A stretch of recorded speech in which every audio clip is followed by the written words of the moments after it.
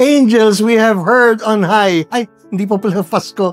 Hindi po pala archangels ang pag-usapan po natin. They are nominated to be 3. That's what we know because it's very biblical.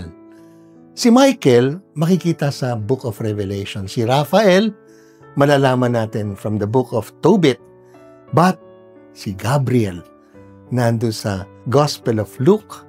And I think that is also the Gospel of Matthew in the dream. What is so important about these archangels? Una muna, mahalaga ang pangalan kasi the name carries immediately the purpose.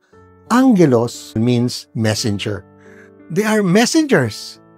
They just pick up their instruments. So hindi sila ang Diyos, but they are belonging to God in the sense that they are faithful to the message of God. Anong message ni Michael in the Book of Revelation? God is the Lord. The Lord is God. Mikael. So it's God is the Almighty. The Lord is the ruler. And that's why we see his figure as defeating the devil. Sino po si Raphael? God heals. God takes upon himself our concerns, our weaknesses. And like Tobit, he heals us from our blindnesses. So God sends this Raphael, this messenger of healing, and we need healing in our time.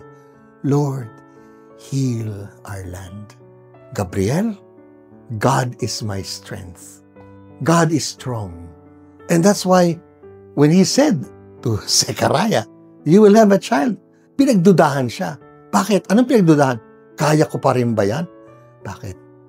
May imposible ba sa Diyos? So when Mary also asked the question, paano, how could I have a child when there is no relationship I have with a man? Zechariah, at least, he's already with a wife, although they are barren. But si Mary had a right to say, how can this be? And when she heard from the angel, but you know, your cousin Elizabeth is now in her 6th month.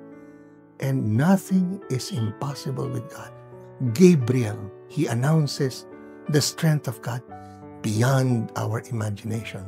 Allow these 3 archangels to gather together and tell you, yes, the Lord is God. He is mighty. Because He is mighty, He can heal you of everything, especially what would you declare for His greatness and goodness, because God is strong.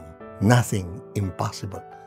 These messengers simply tell us by their gestures, by their being instruments of these messages, they become for us a sign of the presence of the Almighty who heals because He is strong.